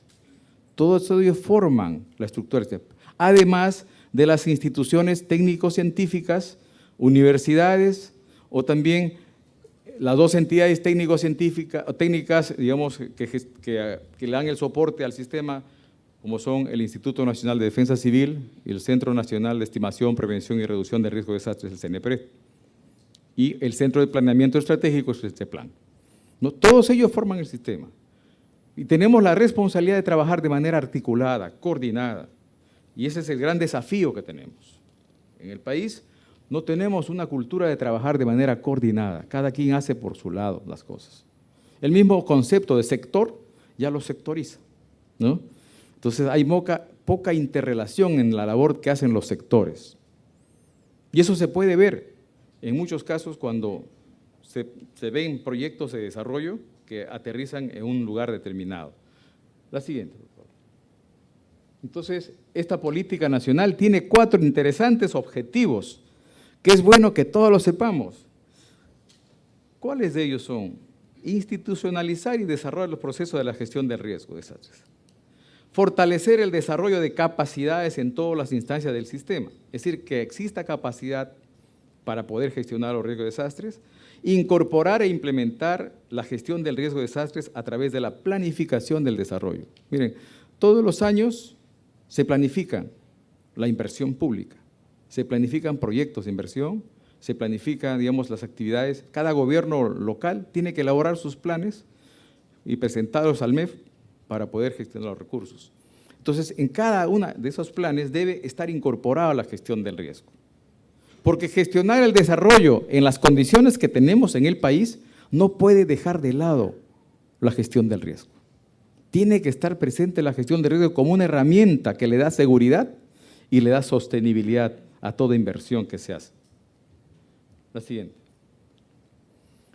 Entonces, hay un objetivo que tiene que ver con fortalecer la cultura de prevención, y esa es la que está menos desarrollada, porque somos más reactivos, solamente esperamos que ocurran las cosas para recién pensar en ella, pero no nos estamos anticipando lo suficiente, no estamos planificando como cuando nos levantamos de la cama para empezar el día, ¿no? Ya tenemos más o menos cómo vamos a hacer las cosas. Así debería estar la prevención de desastres cuando vamos a empezar día a día nuestra vida, ¿no? Entonces, la política nacional de gestión de riesgo tiene 3 grandes componentes y a la vez 7 procesos que deben ser desarrollados por las entidades que conforman el sistema nacional. Dentro de estos procesos están los 7 que deben caminar de manera paralela, de manera continua. Está la estimación del riesgo, es decir, conocer el riesgo, conocer qué riesgo tiene mi territorio, ¿no? Conocer si estoy en la zona de riesgo sísmico, conocer si estas zonas hay riesgo de inundación, de deslizamientos o de lluvias intensas, etcétera, etcétera, ¿no? Pero también hay otro proceso de la prevención del riesgo, de la reducción del riesgo, la preparación, la respuesta, la rehabilitación, así como la reconstrucción. 7 procesos que deben caminar en paralelo. 3 de ellos están bajo la responsabilidad del INDECI. ¿Cuáles son? La preparación, la respuesta y la rehabilitación, que son parte del proceso de la gestión reactiva. La última columna de esta matriz, ¿no? ¿Qué nos toca hacer ahí? ¿No? Trabajar en lo que son los estudios para conocer, estimar y valorar el riesgo. Las poblaciones llegan a INDECI pidiendo que se les ayude en construir obras, ¿no? Hay solicitudes que vienen para construir obras, pero digamos, ¿tiene un estudio de riesgo? Esta obra que se piensa hacer, ¿tiene ya un estudio, una valoración del riesgo? Muchas veces no la tiene, ¿no? Entonces es importante conocer sobre qué riesgos vamos a trabajar, pero también al INDECI le toca, como parte de la implementación de la gestión reactiva, implementar la preparación, y dentro de ellos tenemos los sistemas de alerta temprana.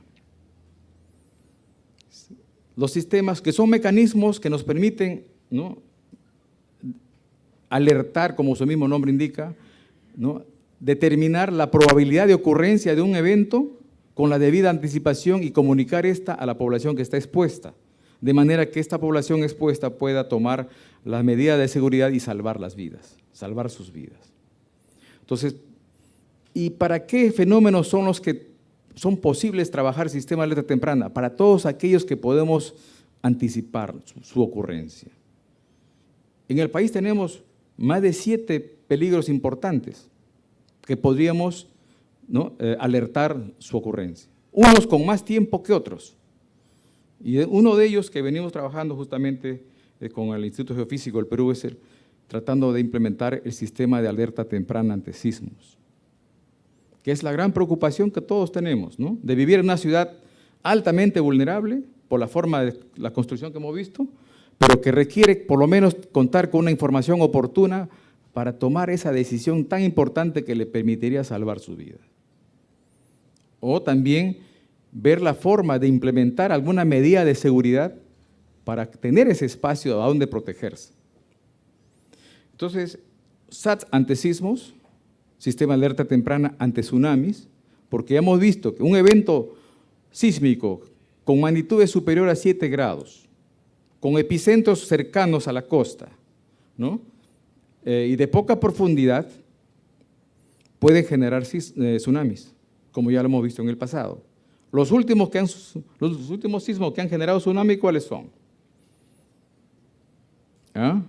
El 2007, el terremoto de Pisco, ¿no?, pero también el anterior, el del 2001, ¿no?, que afectó Camaná. Hasta han habido pérdida de vidas ahí. Y así en la historia tenemos sismos con eventos tsunamigénicos mayores. Y es justamente lo que nos preocupa, el evento que nos señalaba el doctor Tavera, que se espera, no deseamos, pero se espera que ocurra en Lima, frente a Lima, ¿no?, con magnitudes superiores a 8, 8.5 o a más, ¿no? Entonces, ese evento sí generaría un gran tsunami. Por lo tanto, hay que ver la forma de ayudar a las personas que están en zonas expuestas a inundaciones a que cuenten con un sistema de alerta temprana. Y en ese trabajo también estamos empeñados, ¿no?, de poder instrumentar estas ciudades vulnerables con las sirenas o mecanismos sonoros para que puedan desplazarse oportunamente hacia las zonas altas que estén libres del alcance de las inundaciones. Pero además de estos dos tipos de sistemas de alerta, también existen los sistemas de alerta temprana ante huaicos e inundaciones, que son los peligros más recurrentes. Todos los años llueve, todos los años hay huaicos, todos los años hay deslizamientos y todos los años crecen las quebradas y ríos y se desbordan e inundan. Entonces, por lo tanto, es necesario que en la mayor parte de los ríos y quebradas que tienen esta susceptibilidad puedan instrumentalizarse con estos sistemas de alerta temprana. Ahora estamos trabajando conjuntamente con el CENAMI un plan piloto para la cuenca del Rímac, que es el río principal de Lima, ¿no?, pero que es el peor tratado, porque en esta cuenca ocurre de todo, desde procesos de contaminación de las aguas por la presencia de relaves, como también la influencia de material orgánico, ¿no?, de todos los pueblos que echan sus desagües directamente al río, entre otras formas de contaminación. Tenemos también otro sistema de alerta temprana importante para el país, considerando la alta vulnerabilidad, es que en el sur del país tenemos más de 12 volcanes activos, Hernando. 16 volcanes activos, unos con mayor actividad que otras.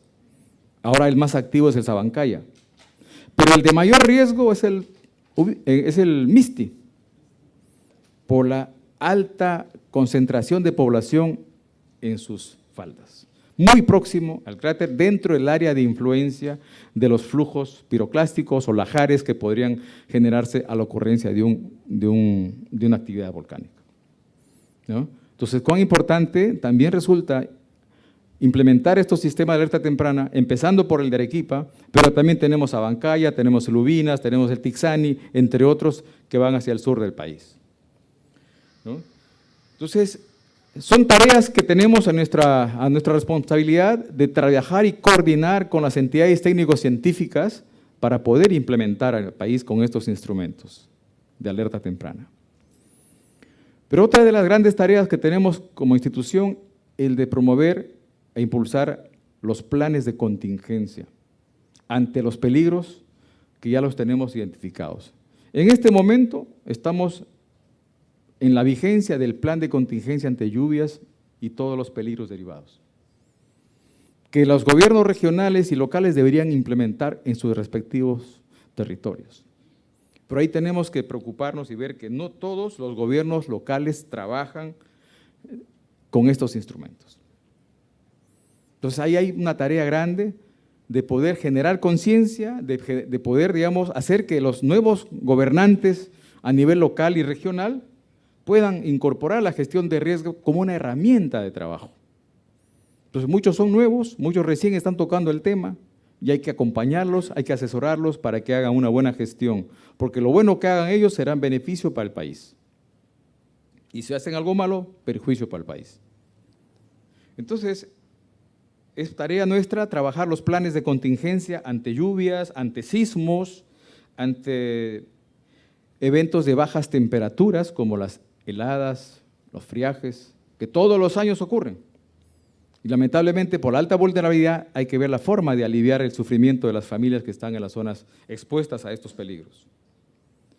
Pero también nos preocupa, como dije hace un rato, el déficit hídrico,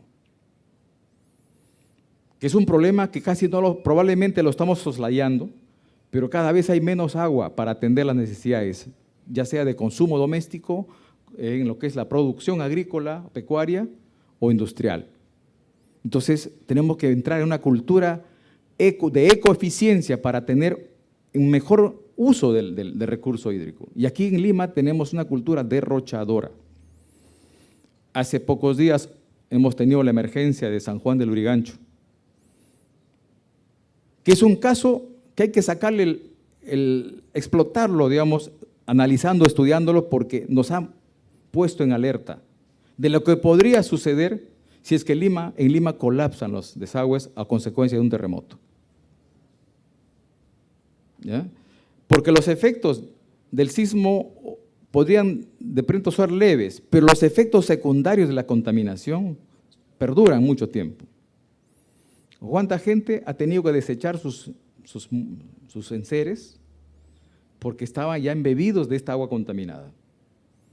¿Y cuánto tiempo tardarán en volver a alcanzar las condiciones, ¿no?, de salubridad que tenían antes del desastre? Entonces, es una alerta que tenemos de ver cuánto deterioro ya ha sufrido la red de alcantarillado de Lima, cuántos años tiene. Y estos materiales con los que se construyen estas redes no son de vida eterna, tienen vida útil limitada. Entonces toca hacer una especie de renovación de redes. Pero hay otro problema que se suma a esto, la densificación urbana, la acelerada densificación urbana que experimenta Lima. ¿Usted sabe cuántos edificios multifamiliares se han construido en zonas donde antes eran casas unifamiliares? Todos los distritos experimentan un proceso de densificación urbana, pero no han cambiado las redes. No se ha visto que se amplían las redes de alcantarillado, no se ha visto que se amplían las redes de agua y tampoco las vías. Entonces, esto se hace más complejo y en una emergencia por un terremoto vamos a tener muchas dificultades para poder gestionarlo.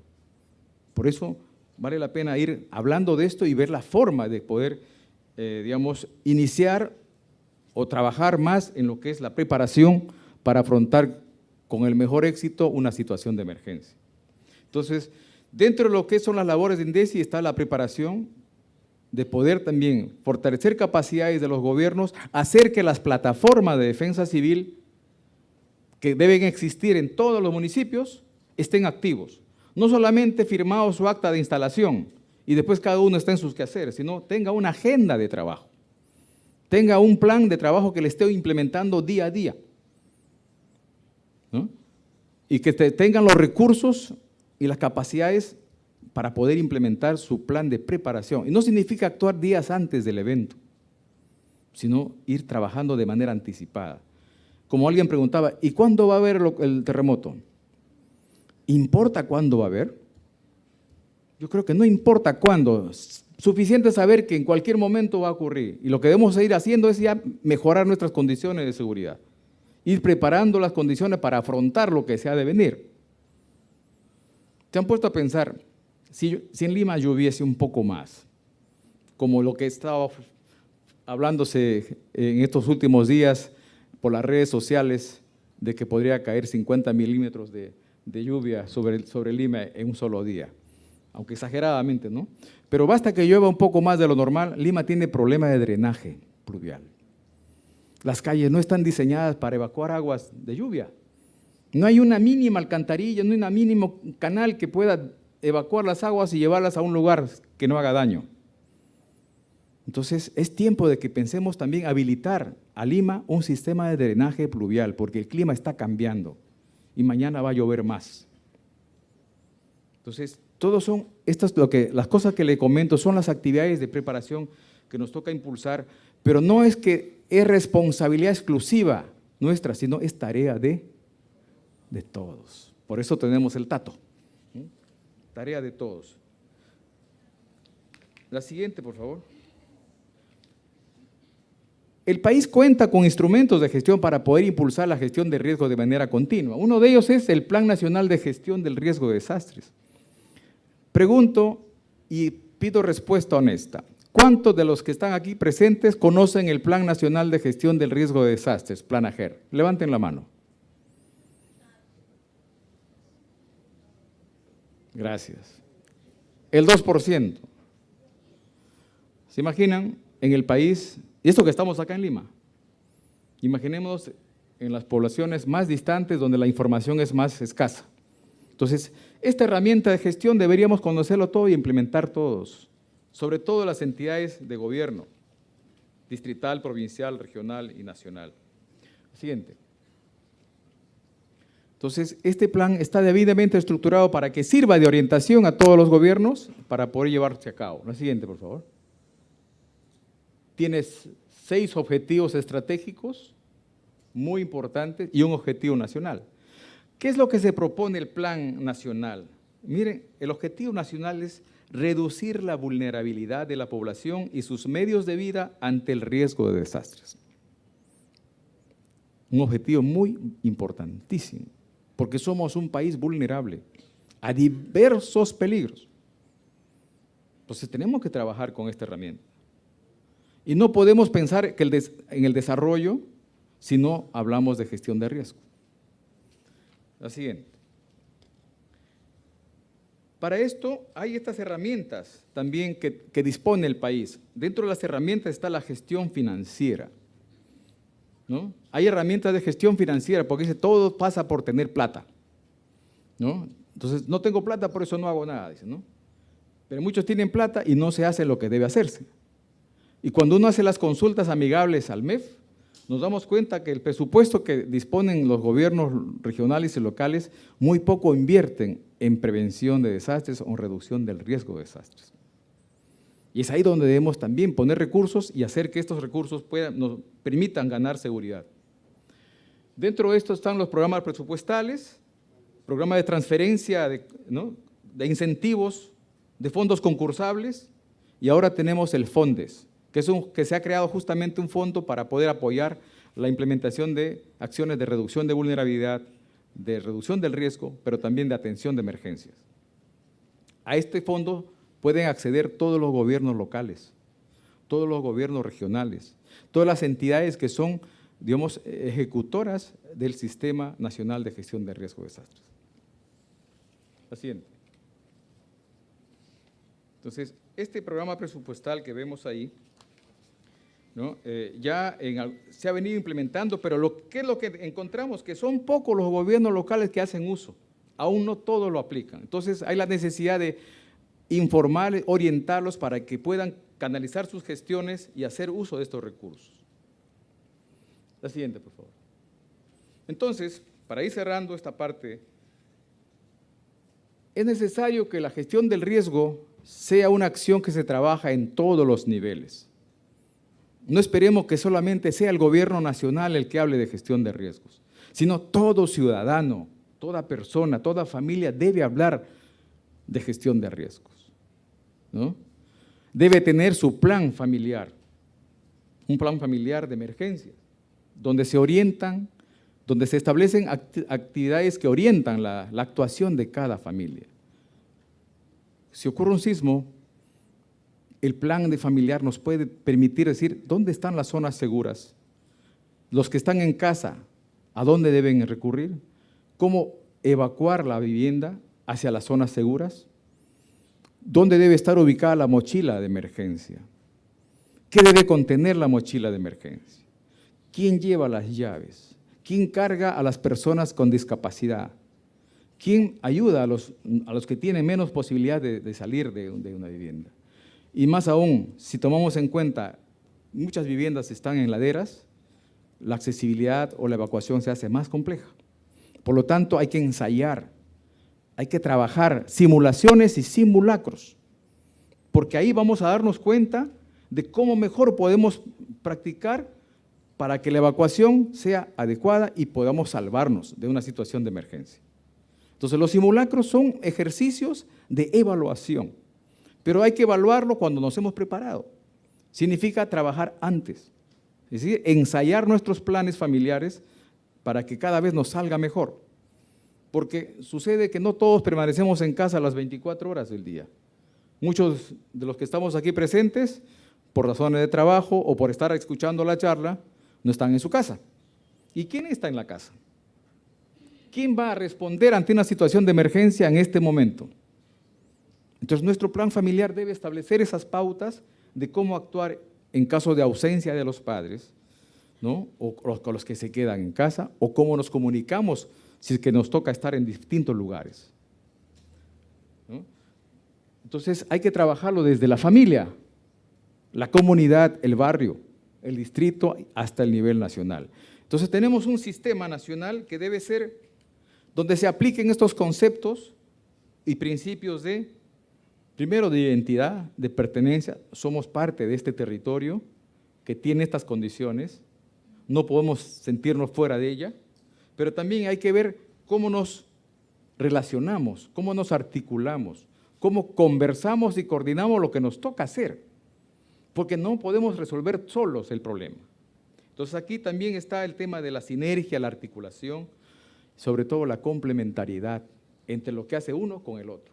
Entonces los vecinos, ¿cuántos vecinos se conversan? ¿No? Algunos llegan a su casa, meten y no hablan con nadie. Es necesario establecer una relación de convivencia con el vecino porque es útil en situaciones de emergencia. La solidaridad es un principio fundamental para poder hacer que la tarea sea más liviana, sea más fácil, más llevadera, y por lo tanto el sufrimiento se hace más liviano, más corto, más rápido se sale de la situación de emergencia. Pero si queremos hacer solos, no lo vamos a poder. La siguiente. Entonces, pregunta para todos. ¿Conocemos todos qué peligros ocurren en nuestro entorno, en el lugar donde vivimos? Si no lo sabemos, busquemos respuesta. Y hay instituciones que nos pueden ayudar, que podemos ayudar, ¿no? Los gobiernos locales es el primer espacio a donde debe recurrir el vecino. Si no lo sabe, pues es una obligación del gobierno local saberlo, para orientar a sus vecinos, a sus ciudadanos en este tema de la gestión del riesgo. Si no lo conoce el distrito, vamos a la provincia. No a la provincia, nosotros como institución nacional también podemos ayudarlos. Pero es necesario saber. Y también otra pregunta, ¿de qué manera somos vulnerables? Si conocemos cómo somos vulnerables, vamos a preocuparnos por corregir esa vulnerabilidad. Porque esa vulnerabilidad la hemos construido y la podemos también corregir, ¿ya? Entonces, todas las preguntas que están puestas ahí las podemos responder de manera fácil. La siguiente. Bien, visto así de manera general, ¿no? Hay mucho más de qué tratar, pero el tiempo también es importante acá. Hay una serie de tareas que vemos necesario desde la mirada más nacional de poder establecer que en el país hay leyes que no están conversando bien y que dificultan que se implemente adecuadamente la gestión del riesgo. Por ejemplo, la Ley Orgánica de Municipalidades tiene ciertas diferencias, ciertos encontrones con la ley del SINAGER, que es necesario afinar, que es necesario armonizar. Y es tarea de los amigos congresistas de ver la forma que estas herramientas normativas no tengan esos desencuentros, sino más bien que converjan y apoyen a que en el país se fortalezca la seguridad, se implemente la gestión de riesgo de manera armónica y solidaria entre todos los sectores, ¿no? Hay que trabajar bastante en lo que es la divulgación de los instrumentos técnicos normativos, es decir, facilitar el acceso de la información al ciudadano. Tenemos un déficit de información, hemos podido ver aquí, ¿no? Muy pocos conocen el Plan Nacional. Y así hay otras herramientas que probablemente no la estamos conociendo y por lo tanto no lo valoramos. Nadie valora lo que no conoce, ¿no? Entonces es necesario trabajar el acceso a la información, brindar la asesoría técnica en la implementación de estos instrumentos técnicos y entre otras actividades que sobre todo converjan en hacer que el país alcance cada vez una mayor cultura de prevención y en consecuencia una mayor seguridad ante los diversos peligros o fenómenos que se constituyen en peligros y que atentan contra la seguridad y la vida de las personas. Entonces, la gestión del riesgo en el país es una tarea que debemos trabajarla todos juntos, pero de manera continua, no viéndolo como una cosa rara o especial, sino es como parte del día a día, como que cada día hacemos las cosas pensando en la seguridad. Muchas gracias.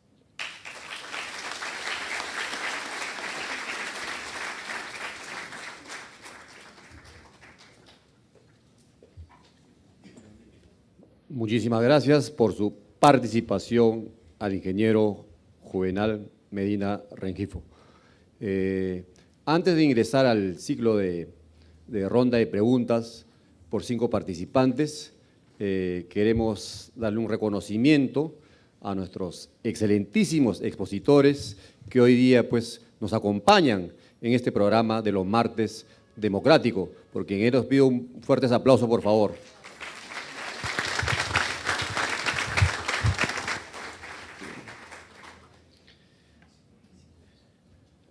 La primera vicepresidencia del Congreso de la República y la Oficina de Participación, Proyección y Enlace con el Ciudadano del Congreso de la República otorgan el presente diploma al ingeniero Juvenal Medina Rengifo, a quien vamos a pedir, le pido un fuertes aplausos y lo hace entrega pues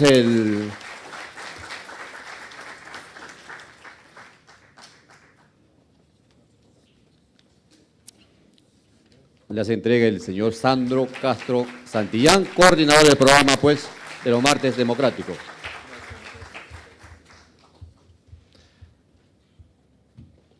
Asimismo, también la primera vicepresidencia del Congreso de la República y la Oficina de Participación, Proyección y Enlace con el Ciudadano del Congreso de la República otorgan el presente diploma al doctor Hernando Tavera Huarache.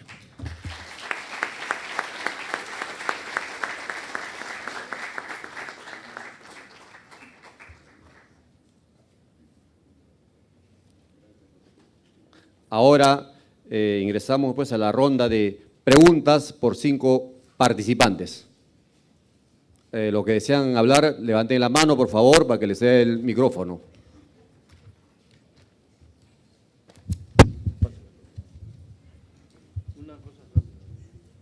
Buenas noches a los ponentes, agradecer al doctor Tavera por su brillante ponencia. Una pregunta. Habla del tema de sismo.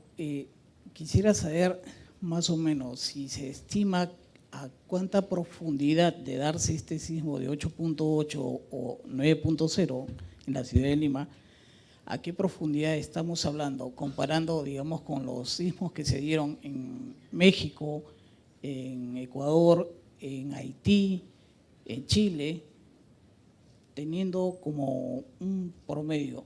Esa es una de las preguntas. La otra, de darse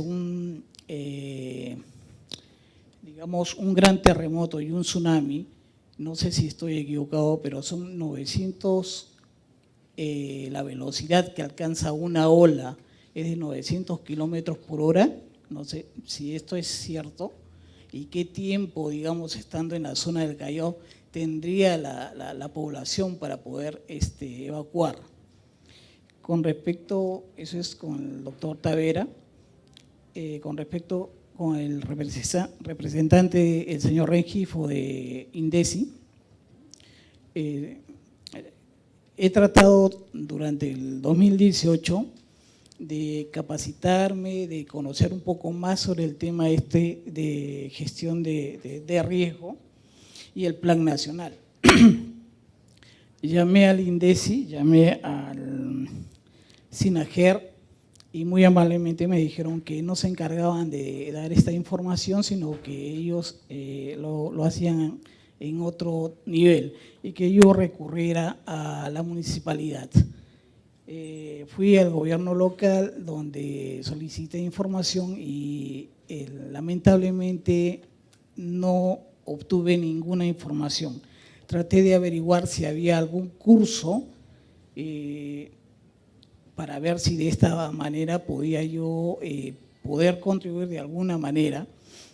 En cuanto al tema de prevención, me di con la ingrata sorpresa que no existía ningún curso, mientras que los vecinos de Chile sí dictan cursos de prevención y en México también lo hacen. Lamentablemente esto me dejó sin sabor y no sé si realmente para el 2019 se tiene pensado hacer esto, porque como ya lo mencionó el doctor Tavera, es bastante preocupante. Les agradezco y bueno, nuevamente las felicitaciones a ambos. Gracias. Muchas gracias. Otro participante, por favor. Sí. Buenas noches. Mis saludos y agradecimiento al doctor Tavera como al ingeniero Medina y también al representante del Congreso. Mi pregunta es muy puntual. Yo quisiera saber a quién podemos recurrir o a quiénes para la evaluación de las construcciones para poder tener la prevención. Gracias. Otro participante, por favor. De parte adelante, tenemos uno. Buenas noches. Primero que nada, quisiera darle las gracias por la ilustración del día de hoy. Y asimismo, preguntarle de qué manera nosotros, los ciudadanos, podemos contribuir para que nuestros compatriotas comiencen a tener conciencia de lo que realmente va a pasar, porque definitivamente va a pasar. Y la comunicación, la información es algo importantísimo. Entonces, por favor, díganos de qué manera nosotros podemos contribuir a ello. Gracias. Muchas gracias. Acá parte de adelante, por favor. Buenas tardes. Ante todo, muy feliz de estar en este evento. Vengo de San Juan del Lurigancho. Cerca a mi casa ocurrió en Laniego a 5 minutos, pero la característica fundamental es que yo soy una persona con discapacidad físico-motora.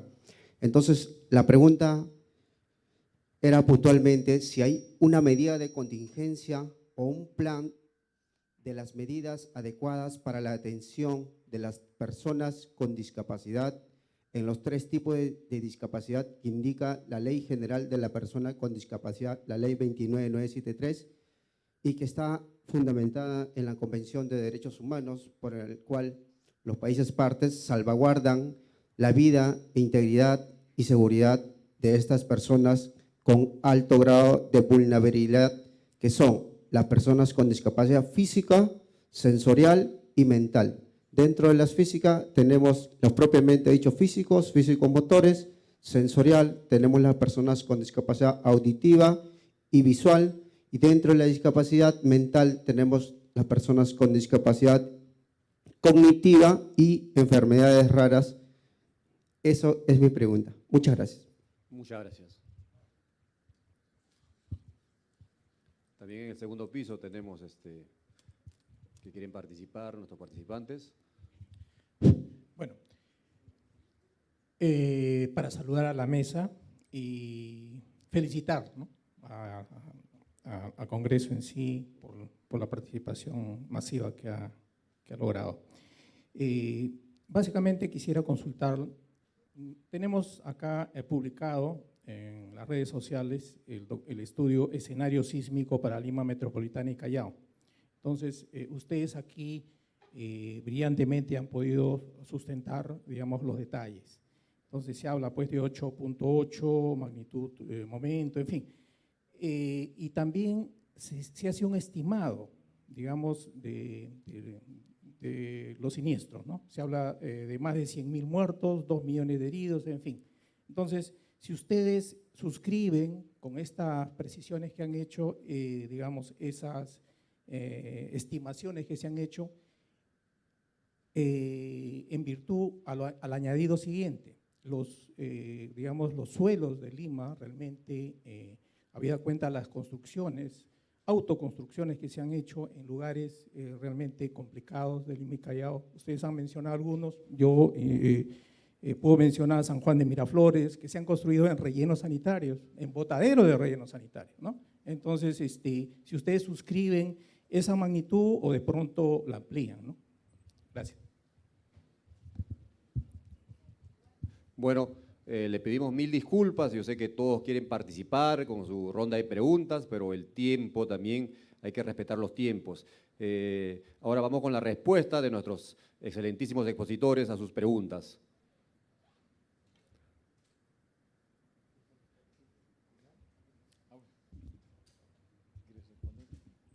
Bien, voy a responder algunas. Con relación a lo que es la capacitación y la información que buscaba el ciudadano para orientarse sobre los cursos, debo decir que INDECI, de los 40 y tantos años que tiene, ha venido trabajando en lo que es el crear instrumentos o mecanismos de comunicación y difusión de esta información hacia el ciudadano. En la actualidad cuenta con un portal, una página web, a través del cual hay bastante acceso a información orientadora. Pero además también hay cursos virtuales que se dictan a través del portal, ¿no? Asimismo, hay información escrita en cartillas, panfletos, volantes, por la diversidad de situaciones de riesgo que hay y las medidas que corresponden implementar en cada uno de los casos, ¿no? Lamento que no haya tenido la atención como se merecía el ciudadano, pero nosotros como instituto estamos empeñados de que buscar la forma de acortar esas brechas, cerrar las brechas de desinformación que tiene nuestros ciudadanos, nuestra población, porque una población bien informada va a actuar coherentemente ante el problema que tiene, ¿no? Y tenemos que trabajar en eso. Y no solamente, digamos, a través de lo que hace la institución dentro de sus actividades propias, sino también buscando aliados a través de los medios de comunicación, ¿no? Y ahí tenemos quizás un reto, un desafío para hacer que los medios de comunicación abran sus puertas, crean más espacios de diálogo, de orientación al ciudadano para poder facilitar el acceso a esta información tan necesaria en el país, ¿no? ¿A quién recurre para evaluar la construcción? ¿No? En principio, de acuerdo a las competencias que existe, de acuerdo a ley, las municipalidades tienen dentro de su estructura funcional y dentro de sus competencias la responsabilidad de orientar al ciudadano. Son los que autorizan y dan las licencias de construcción. Son las que planifican y gestionan el territorio. Entonces deben tener claramente los mapas que orienten de acuerdo a la calidad del territorio, donde existen los terrenos con aptitudes para uso urbano o para uso de vivienda o recreacional, o también donde están las zonas de riesgo que se constituyen zonas de seguridad, ¿no? Donde no deberían construirse. Pero eso es en lo teórico, ¿no? Eso es lo deseable. Pero lamentablemente, no todas las municipalidades tienen las capacidades para poder cumplir con este gran desafío, con esta gran responsabilidad, ¿no? Hay municipios pequeñitos y hay municipios grandes. Hay municipios pobres, hay municipios ricos. Entonces, hay una gran gama de condiciones que hacen quizás que no todos puedan brindar esa facilidad al ciudadano.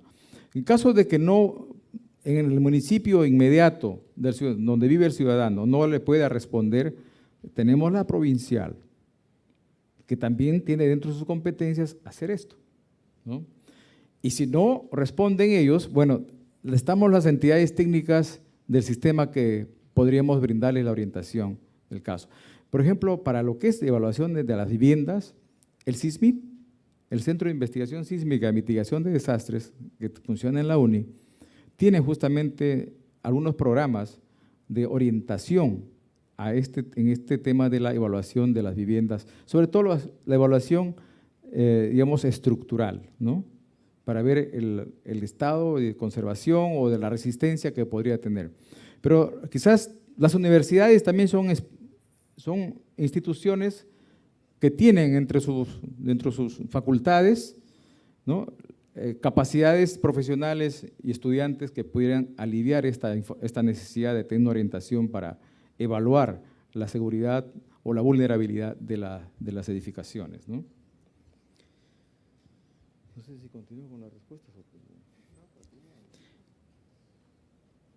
Con respecto a la discapacidad, mira qué importante y agradezco que haya puesto el tema, porque en el Perú ya contamos, por suerte, una ley que respalda y que exige, y sobre todo, a trabajar tomando en cuenta ese enfoque de derechos, que no haya discriminaciones y que se piense en las personas con discapacidad para poder implementar la infraestructura y los servicios urbanos, pero en este caso, en la atención de desastres también, ¿no?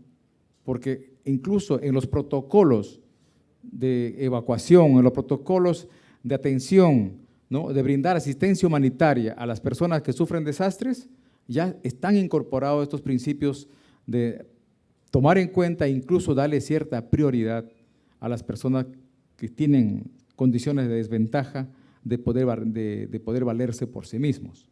Y no solamente la discapacidad física, como lo señala el amigo que nos planteó la pregunta, sino también aquellas otras discapacidades que pueden estar asociadas por la edad, ¿no? Sean niños infantes o también personas, ¿no? Adultos mayores que su capacidad motora se ve limitada.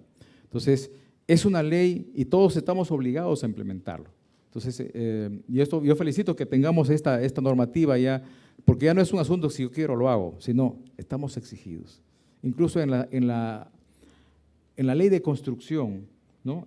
Para la aprobación de proyectos, ¿no? De vivienda, proyectos urbanos o edificaciones, el proyecto debe considerar las medidas para facilitar este servicio a las personas con discapacidad.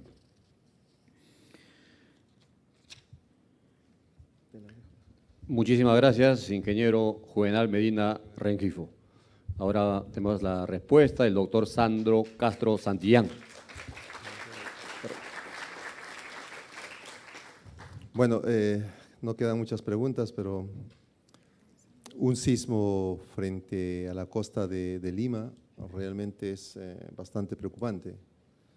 Y yo simplemente quiero responderles a todos diciéndoles, he tratado en la charla de ser bastante claro, didáctico, y espero que me hayan comprendido realmente el por qué tenemos terremotos, por qué tenemos erupciones volcánicas. Les he dejado en claro de que el problema no es el terremoto, el problema son cómo nosotros hemos crecido como ciudad. He dejado en claro que las estructuras son las que colapsan y son las que matan personas, no el terremoto. Y que los desastres no son naturales, lo hemos repetido infinidad de veces.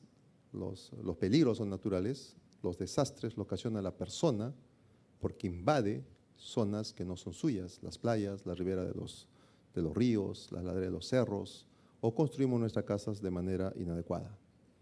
Entonces, yo simplemente quiero terminar diciéndoles, no nos preocupemos por querer saber cuándo va a ocurrir el sismo ni qué magnitud va a tener. Preocupémonos por llegar a nuestras casas y comenzar a ver si nuestra casa realmente va a soportar un sismo como el que se ha comentado, hablar con la familia, hablar con los vecinos, preocuparnos para prepararnos para algo que necesariamente va a tener que ocurrir. Si no nos toca a nosotros, le tocará a nuestros hijos y habremos dejado unos hijos con algo más de cultura de prevención. La cultura es algo que nosotros no queremos recibir. En los últimos simulacros se ha hecho con la participación de un 20 o 30% de población de Lima, y estamos hablando de cerca de 11 millones, solamente el 30% participa. Eso significa que no queremos tener cultura de prevención. Y les he dicho que nuestros amigos de Chile, con los cuales trabajamos bastante con ellos, han tenido tanto terremoto que han aprendido a comportarse, la población ha aprendido a comportarse, han tenido tanto terremoto que han aprendido a construir. Tal vez es eso lo que necesitamos nosotros para cambiar nuestro modo, nuestra cultura, nuestra forma de ser, ¿no? El hecho que estén acá ustedes presentes ya está indicando de que hay un cambio en la cultura, ¿no? Esperamos de que ustedes sean las personas que traten de diseminar lo que hoy día han escuchado aquí. Es una realidad, ¿no? Y eso no va a cambiar lamentablemente. Entonces, yo espero que después del terremoto todos nos veamos aquí otra vez y yo les voy a contar cómo fue el terremoto. Muchísimas gracias, doctor Hernando Tavera Huarache. Finalmente, para la clausura de esta conferencia del programa Martes Democrático, invitamos al señor Sandro Castro Sandillán, coordinador del programa Martes Democrático.